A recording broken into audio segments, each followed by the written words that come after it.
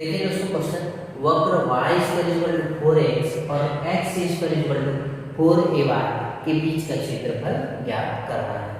तो सबसे पहले हम हल लिखेंगे दोस्तों। हल लिखने के बाद लिखेंगे दिए गए वक्र का समीकरण। क्या क्या वक्र दिया गया है?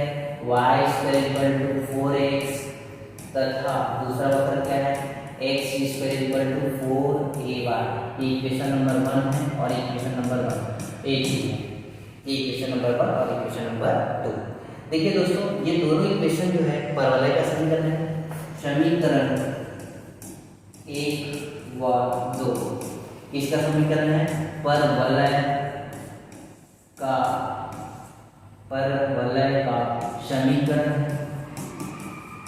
ठीक है, समीकरण 1 और 2 दोनों किसका समीकरण है? परवलय का समीकरण है। इसलिए हम लोग चित्र बना लेंगे। परवलय का समीकरण है तो कैसे चित्र बनेगा?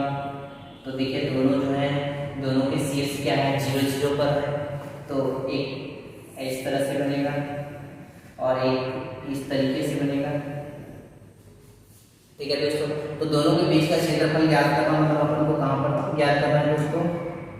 ये वाला क्षेत्र ज्ञात करना है, ये वाला। क्लियर है दोस्तों? यहाँ से यहाँ तक का क्षेत्रफल अपन को ज्ञात करना है। अपन को यहाँ से यहाँ तक का क्षेत्रफल ज्ञात करना है। तो इसके लिए सबसे पहले यहाँ पर दोनों एक कहीं इस बिंदु पर कट कर रहे हैं, यहाँ पर भी दोनों क्या कर रहे हैं? कट कर रहे हैं। तो दोनों को अपन लोग सॉल्व कर लेंगे। दोनों इक्वेशन को अपन लोग क्या कर लेंगे? सॉल्व कर लेंगे। तो समीकरण 1 व 2 से देखो, एक क्या है? y square equal to 4x और तथा x स्क्वायर इक्वल टू क्या है? 4ay। यहाँ पर मैं y की वैल्यू निकाल लेता हूँ। तो y इक्वल टू क्या आ जाएगा? x square upon 4। y की वैल्यू क्या हो गया? x square upon 4। ये y की वैल्यू है, समीकरण में किस में रख देता हूँ? एक में पुट कर लेता हूँ। तो इसलिए यहाँ पर y की वैल्यू क्या आ जाएगा? x स्क्वायर अपॉन 4a का होल स्क्वायर। ये y की वैल्यू है is equal to 4ax। Clear है दोस्तों? ये 4a इधर मल्टीप्लाई हो जाएगा तो x power 4 is equal to 4ax into 4a का होल स्क्वायर। क्लियर है दोस्तों? ये इधर लेफ्ट साइड जाएगा तो क्या हो जाएगा? ये लेफ्ट साइड जाएगा तो क्या हो जाएगा? x स्क्वायर माइनस ये हो जाएगा 4। यहाँ पर देखिए दोस्तों 4a और यहाँ पर 4a स्क्वायर, मतलब क्या हो जाएगा? 4a का क्यूब इंटू यहाँ पर क्या है? x equal to 0। दोनों से x कॉमन निकल गया तो क्या बचेगा? x क्यूब माइनस 4a का क्यूब इज इक्वल टू 0। तो एक बार x इक्वल टू 0 या x क्यूब माइनस 4a का क्यूब इज इक्वल टू 0। तो x cube is equal to क्या हो जाएगा? 4a का क्यूब। तो x इक्वल टू क्या हो जाएगा? 4a। क्लियर दोस्तों? तो हमको दो वैल्यू निकल गया, x इक्वल टू 0 और x इक्वल टू 4a। अब x इक्वल टू 0 समीकरण 1 में पुट कर देते हैं। समीकरण 1 से क्या हो जाएगा दोस्तों? समीकरण 1 से x इक्वल टू 0 रखेंगे तो y इक्वल टू 0 हो जाएगा तथा एक बार x इक्वल टू 4 पुट करेंगे तो क्या हो जाएगा? y square is equal to 4a into 4a। तो y स्क्वायर इक्वल टू क्या हो जाएगा? 16a square. तो y इक्वल टू क्या हो जाएगा? केवल 4a। प्लस माइनस 4a होगा, लेकिन प्लस यहाँ नीचे कहीं पर कट नहीं रहा है, इसलिए केवल यहाँ पर क्या हो जाएगा? 4a। तो इसके ये निशान क्या निकल गया दोस्तों? ये 0 0 निकला और ये क्या निकला? 4a और 4a। क्लियर दोस्तों? इसको मैं मान लेता हूँ a, इसको मैं o, ये b और ये c। तो यहाँ तक। अब अपन लोग इसका क्षेत्रफल निकालेंगे। इस भाग का क्षेत्रफल निकालते हैं। OBACO का क्षेत्रफल। तो अभिष्ट क्षेत्रफल, तो अभिष्ट क्षेत्रफल क्या हो जाएगा दोस्तों? इंटीग्रेशन कहां से कहां तक जाएंगे? देखिए कहां से कहां तक जाएंगे? तो इसके जो निर्देशांक होगा ये 4a और ये 0 होगा और ये है 0 0। तो अपन लोग x एक्सिस में काम करेंगे तो x एक्सिस में काम करेंगे तो जीरो से कहाँ तक जाएंगे, 4a तक जाएंगे। और अपर, मैं आपको बताया अपर माइनस लोअर, तो अपर कर्व रहेगा और माइनस लोअर कर्व, तो क्या हो जाएगा, यहाँ पर देखिए जीरो से कहाँ तक जाएंगे, 4a, अपर कर्व, अपर minus lower into dx। Clear दोस्तों?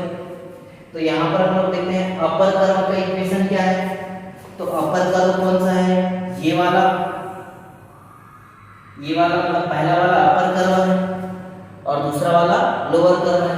तो इस इक्वेशन से y का वैल्यू क्या हो जाएगा, ये y इक्वल टू क्या हो जाएगा, अंडर रूट 4x, और ये वाले इक्वेशन का इक्वेशन क्या है,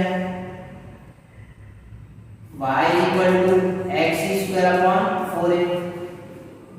ये देखिए ये अपर है और ये क्या है, लोअर।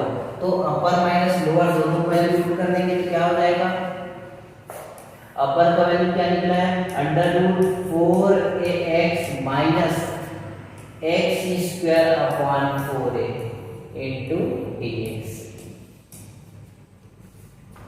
क्लियर दोस्तों?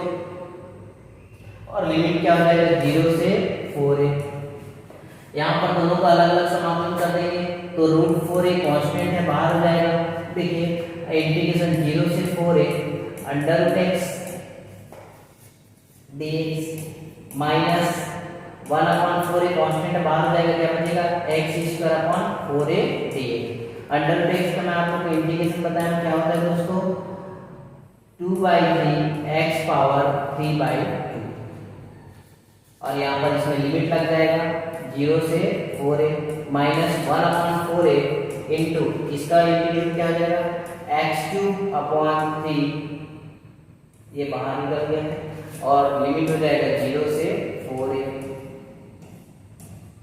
क्लियर दोस्तों यहाँ तक? तो ये इसको हम लोग सॉल्व करेंगे तो अंडर रूट 4a बाहर में रहेगा इंटू 2/3, यहाँ पर देखिए अपर लिमिट लगेंगे तो 4a power 3/2 minus 0 lower limit minus 1 upon 4a, यहाँ पर भी रखेंगे 4a का पावर 3 माइनस लोअर लिमिट 0 है अपॉन क्या हो जाएगा 3। इसको दोस्तों सॉल्व कर लेंगे तो देखिए 4a को हम लोग क्या लिख सकते हैं,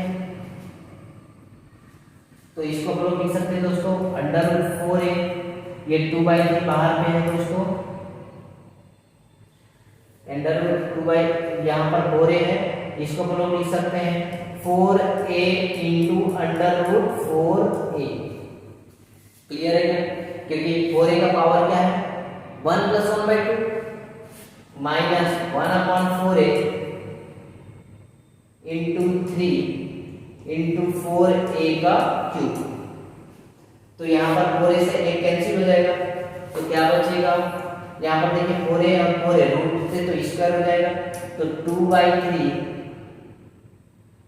4a का होल स्क्वायर माइनस यहाँ से भी 4a कैंसिल, यहाँ पर 1/3 4a का होल स्क्वायर, यहाँ से 2 से 2/3 से 1/3 कैंसिल हो गया, क्या बचेगा 4a का स्क्वायर बाय 3, मतलब 16/3a स्क्वायर वर्ग इकाई। आंसर